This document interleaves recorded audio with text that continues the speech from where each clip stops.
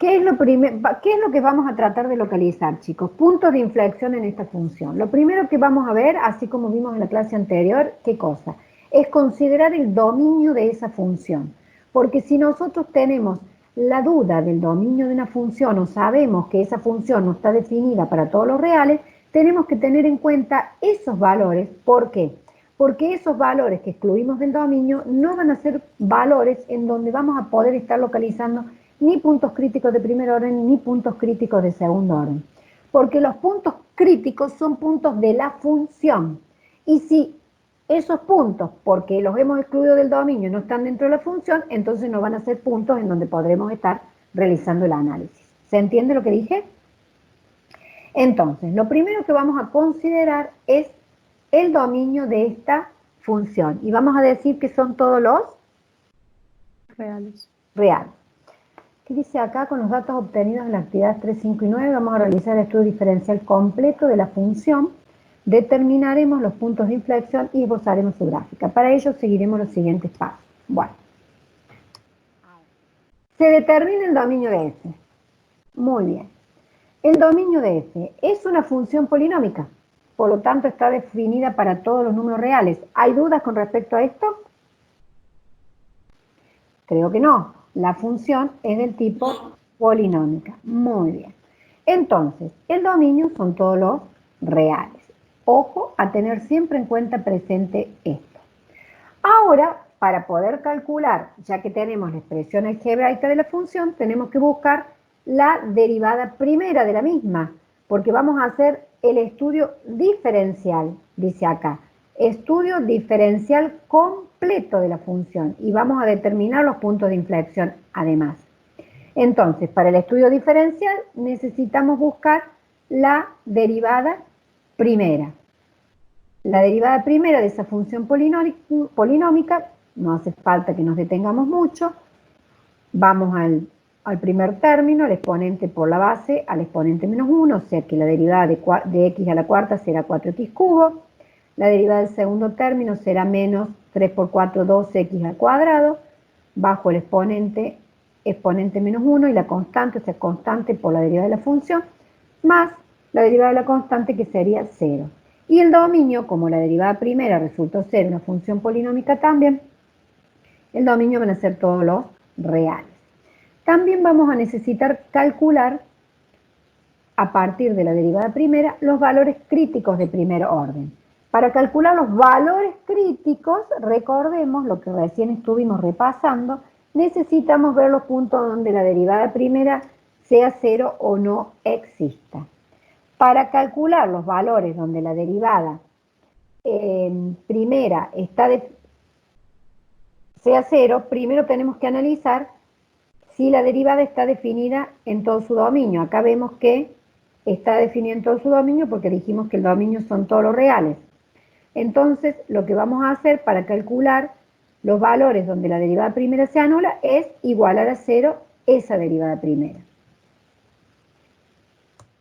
Al igualar a 0, la derivada primera, vamos a encontrar las raíces, ¿sí?, que anulan esa derivada primera. ¿Saben calcular esos valores o no? ¿Saben calcular las raíces? Sí. Volvemos. Sí, ¿Sí? sacando factor común o fórmula resolvente. Volvemos para atrás un poquito si quieren. A ver si puedo volver yo para atrás. Perdón, yo escuché fórmula resolvente recién. Dijo Para sacando encontrarla. dijo sacando factor común. Y después dijo fórmula resolvente. No seas malo, Juan. ¿Puede ser? Porque supongo que al sacar factor común, a ver cómo me queda acá si saco factor común. Saco una x, ¿cierto? ¿Eso dijiste? A ver si está bien lo que dijiste. 4x cubo menos 2x cuadrado. Saco factor común, ¿qué? 4x al cuadrado. ¿Sí? ¿Eso quisiste hacer? Sí, o sea, Entonces dije si te va a quedar se x. podía sacar factor común o, perdón. No, porque pudiste haber sacado una X solamente y haber pretendido aplicar la resolvente dentro del intervalo, ¿sí? Si sacas una sola X, te va a quedar adentro del paréntesis x al cuadrado menos x, pero si sacamos ambas x te queda, sacan de factor común 4x al cuadrado y la expresión te queda escrita como 4x al cuadrado por x menos 3, ¿sí? Sí. ¿Se dan cuenta o no? Si Sí. sacan acá 4x al cuadrado, abro paréntesis, me va a quedar acá una x y si saco 4x al cuadrado, acá me va a quedar 3. Entonces, vamos acá, los valores que anulan la derivada primera son 0 y 3, porque para que se anule ese producto, si x vale 3, se anula el segundo factor, y si x vale 0, se anula el primer factor. De ahí a que 0 y 3 sean los puntos críticos de primer orden. ¿Está claro eso? ¿O hace falta que se los escribamos de nuevo, chicos?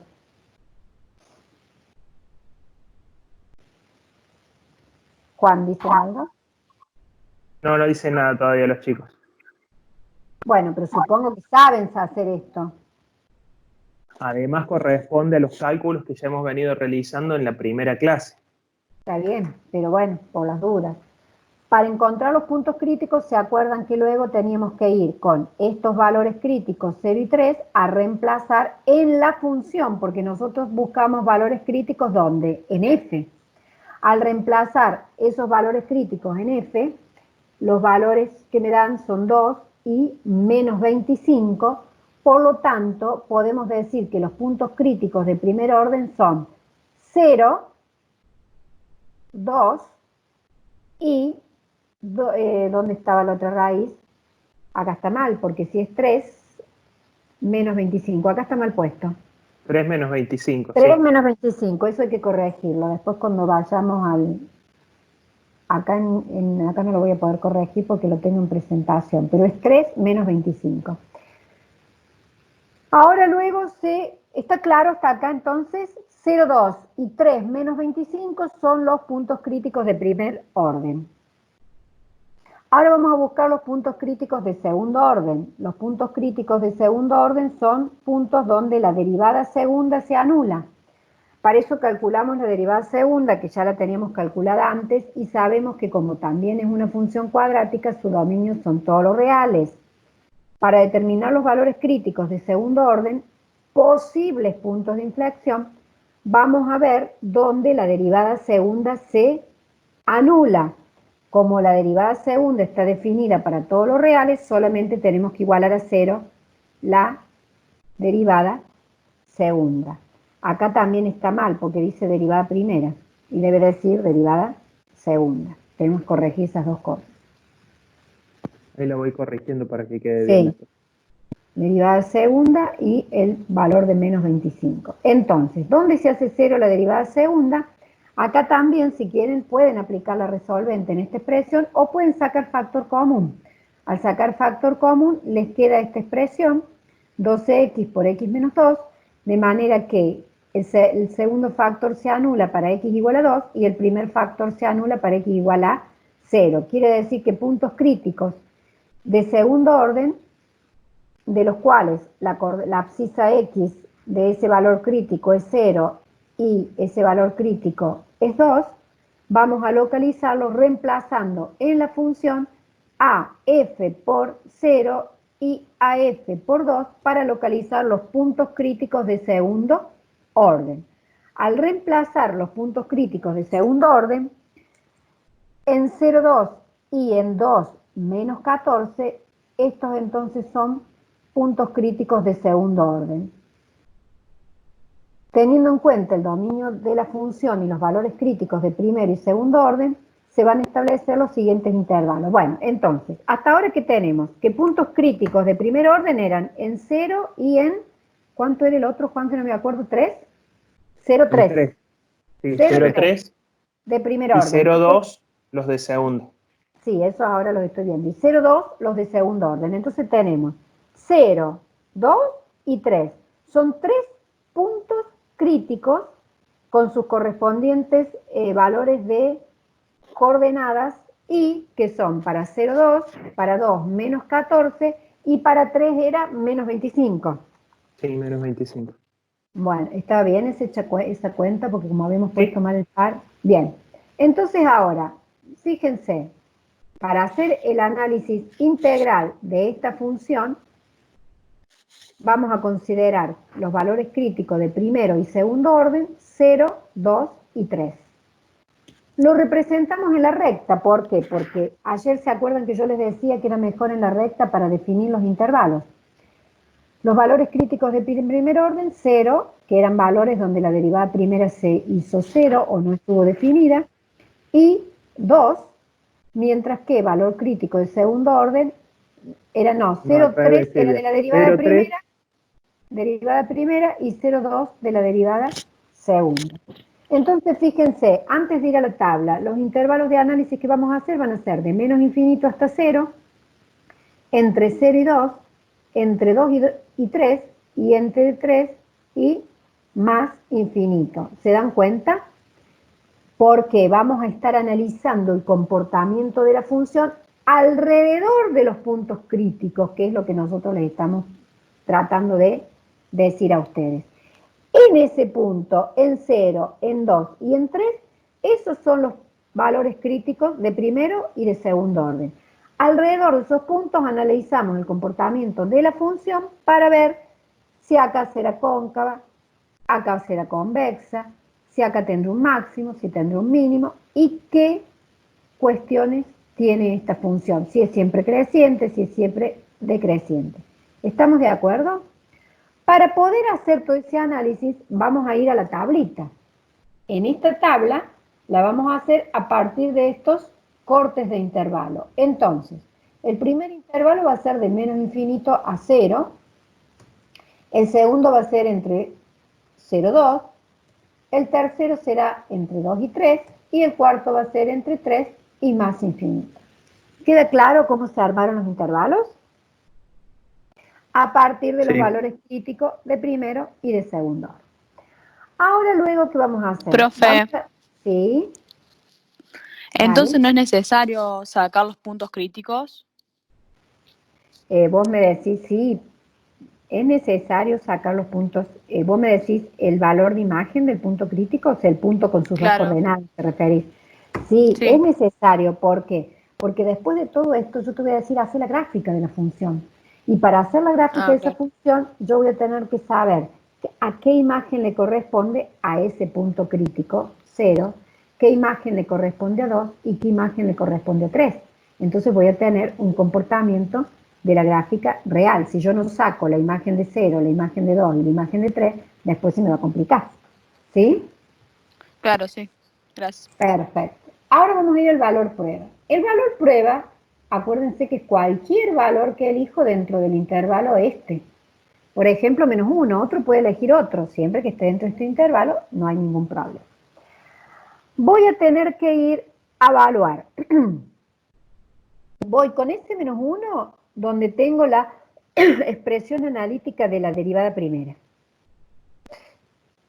¿Qué signo le corresponde a la derivada primera cuando x asume el valor menos 1? Yo tenía acá la derivada primera escrita.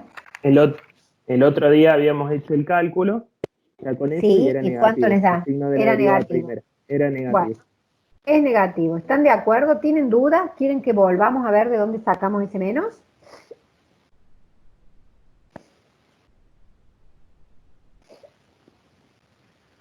¿No?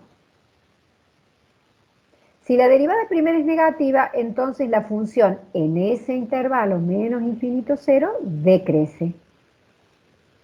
¿Está bien? Ahora vamos a ver qué signo tiene la derivada segunda. Igual, voy con ese valor menos 1, donde tengo la expresión analítica de la derivada segunda, y me fijo qué signo tiene y me da signo positivo. Por lo tanto, voy a decir que si tiene signo positivo, la f crece. La f'. La f' crece, espera que me ahogue, y la función es cóncava hacia arriba o convexa. ¿Se entiende eso o no? Chicos, el signo de la derivada segunda es positivo. Quiere decir que la función es cóncava hacia arriba. Entonces, ¿a qué ritmo crece f? Crece a ritmo creciente. ¿Por qué? Porque la derivada primera crece. ¿Se dan cuenta?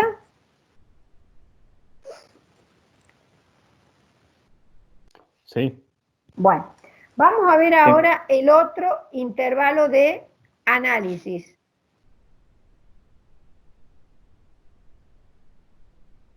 En 0,2, supongamos x igual a 1, ¿sí? ¿Qué signo tiene la derivada primera? Hacemos lo mismo. Uy, se me pasaron todos. Vamos a, donde tenemos la expresión analítica, reemplazamos a x por 1, el signo me queda negativo. Por lo tanto, la función decrece. Si ahora vamos a donde tenemos la derivada segunda, evaluamos a x por 1, el signo resulta negativo, la f' decrece, entonces la función es cóncava hacia abajo. ¿Está bien eso? ¿Nadie dice nada? Hasta ahora nada, los chicos.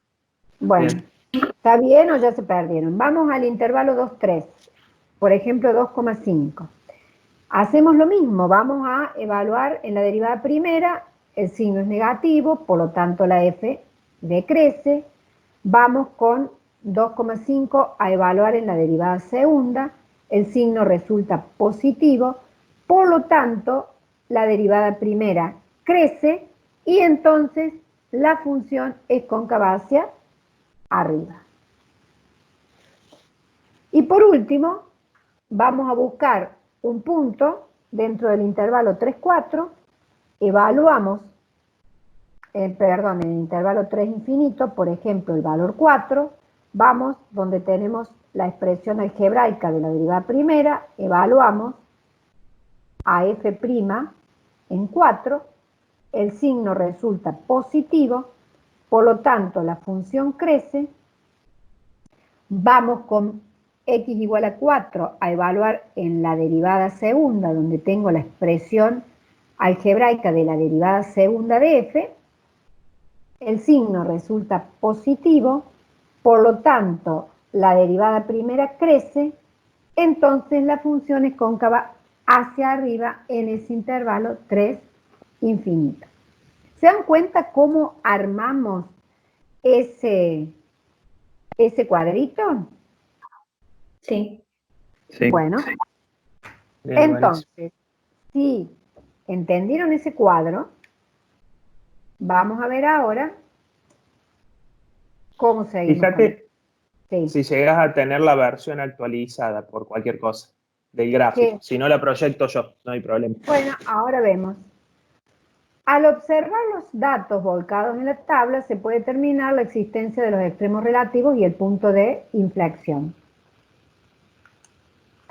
Para cada valor crítico de primer orden, en x igual a... para cada valor crítico de primer orden, x sub 0, en que f es continua, determinar si f' de x cambia de signo cuando x crece al pasar por x igual a x sub 0. Bueno, ¿esto qué quiere decir acá? Que una vez que tenemos los datos volcados en la tabla, nosotros vamos a ir a la tabla anterior.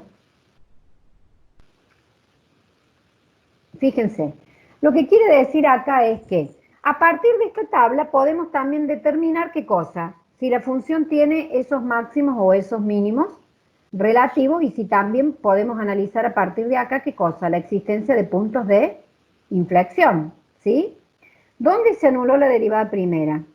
Era en 0, ¿sí? Y en 3. ¿Sí o no? Sí. Bueno, entonces, ¿qué pasa? Donde se anuló la derivada primera, que es en 0, ¿qué pasa con la función? ¿Cambia de crecimiento o no? Sí. Acá dice decrece, decrece. Fíjense, de menos infinito hasta 2 decrece la función. ¿Está bien? ¿Me siguen lo que les estoy diciendo o no? Juan, ¿qué dicen?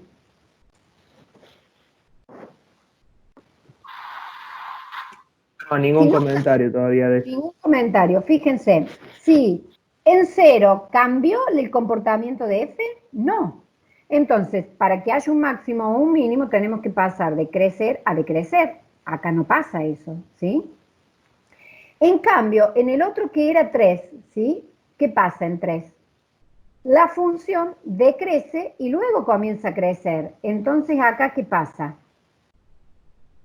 Podemos estar Un de mínimo Mínimo. relativo. Claro, ¿se dan cuenta? ¿Sí? Y la función es cóncava hacia arriba en ese intervalo. En ese punto tiene un mínimo relativo. ¿Se dan cuenta entonces? Entonces, ¿qué habría en 0 si la función siempre decrece? Pero cambia la concavidad de la función y la derivada segunda se anuló en 0. ¿Qué vamos a localizar en 0? Punto de inflexión. ¿Se dan cuenta? ¿O no?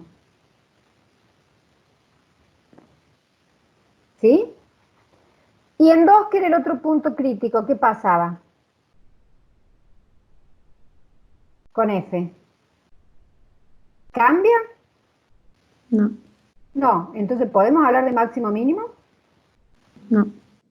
Pero miren acá. ¿Cambia la concavidad?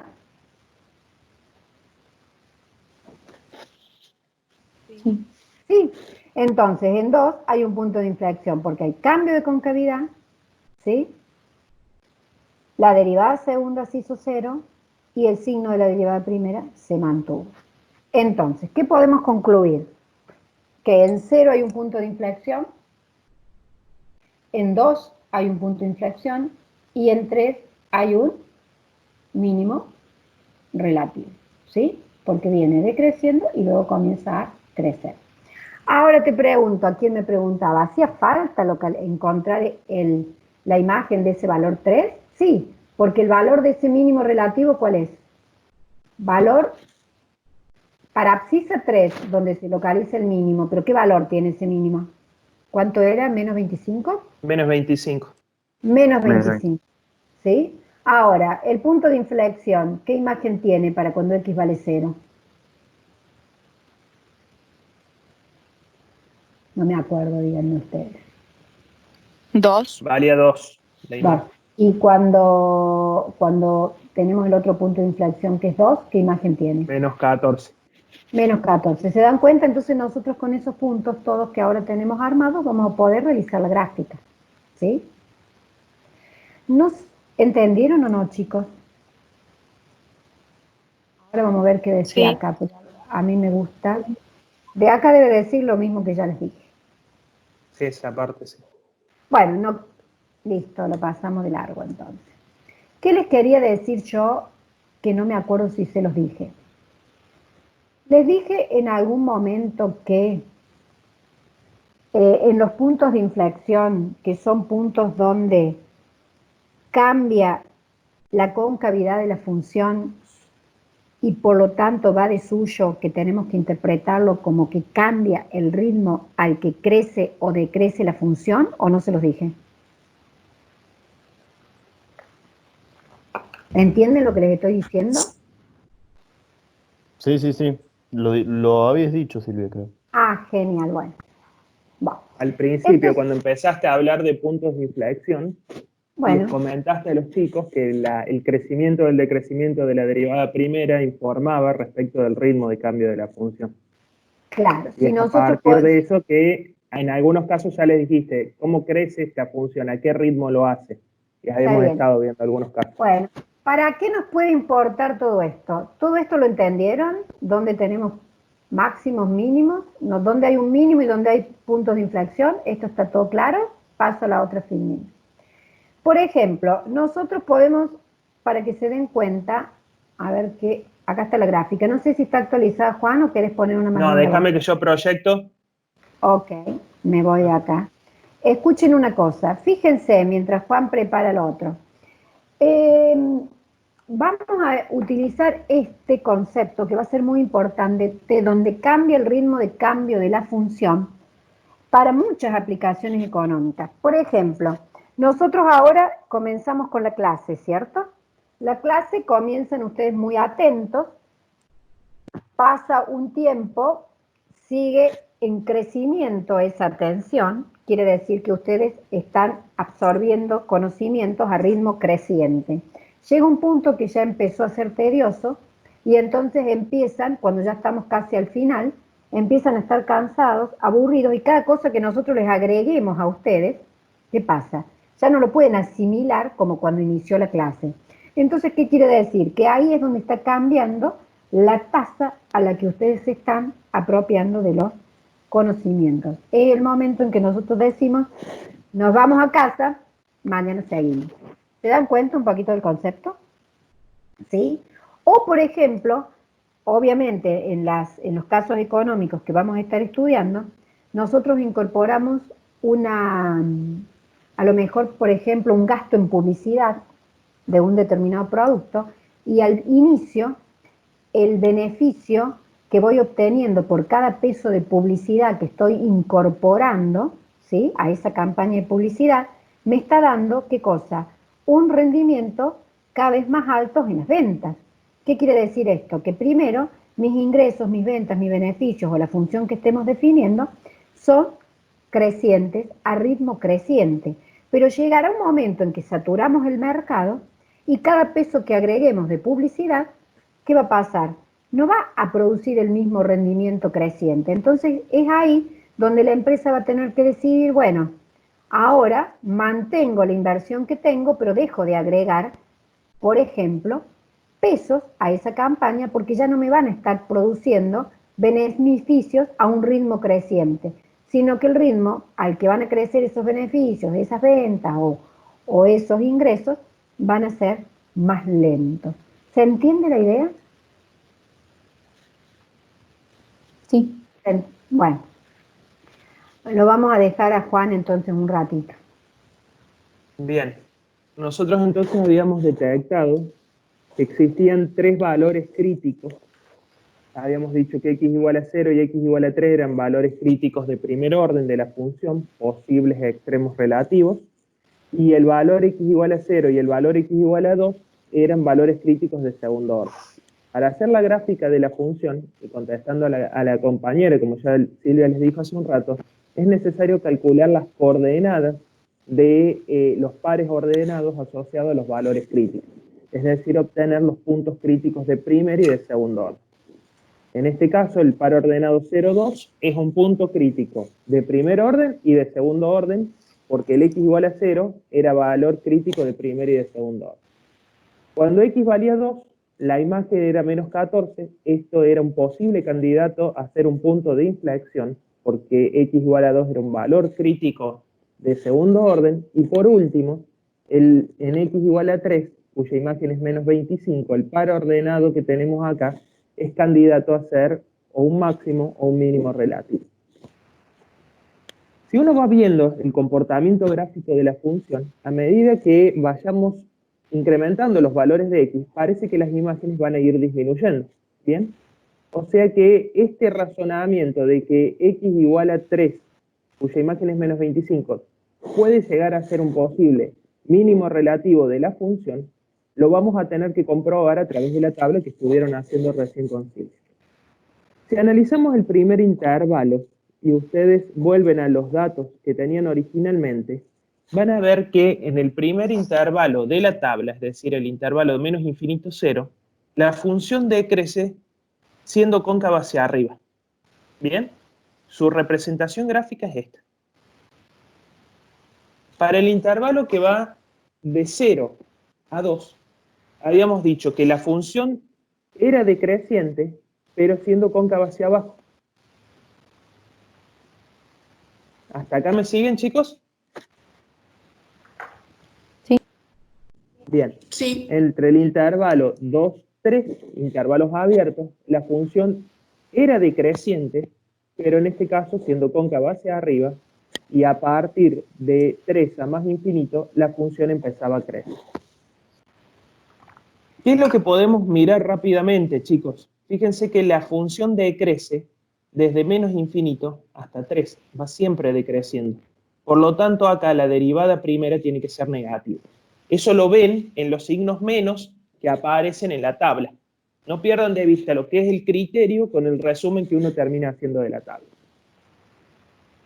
Esto fue fácil, identificar en x igual a 3 yo tengo un mínimo relativo. ¿Por qué? Porque tenía un valor crítico de primer orden y la función a izquierda del punto está decreciendo y a derecha del punto empieza a crecer.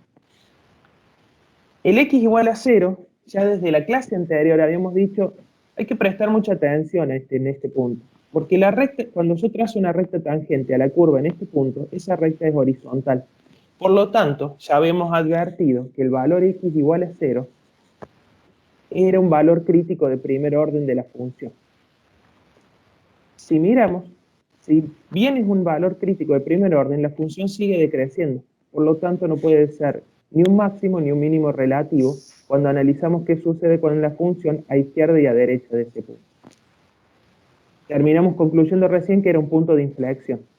Y lo mismo sucedió acá con x igual a 2, cuyo par ordenado, es decir, cuyo punto crítico de segundo orden tiene coordenadas 2 menos 14. La función sigue decreciendo y pasó de ser cóncava hacia abajo a tener una concavidad hacia arriba cuando analizamos lo que sucede a izquierda y a derecha del punto. Es a partir de ello que si uno analiza, fíjense, en este caso, la función cambia de concavidad. Cóncava hacia abajo, cóncava hacia arriba. Pero el signo de la derivada primera se mantiene. Por lo tanto, acá vamos a concluir que también tenemos un punto de inflexión. Lo mismo sucede en x igual a 0. Fíjense que antes de abordar esta unidad, este tipo de gráficas no la hubieran podido realizar. ¿Por qué? Porque no responden a un tipo de gráfica conocida o de las funciones más utilizadas. Sin embargo, con toda la herramienta que estamos estudiando ahora, a través del análisis del signo de la derivada primera, de la derivada segunda y de los criterios que hemos incorporado, graficamos este tipo de funciones.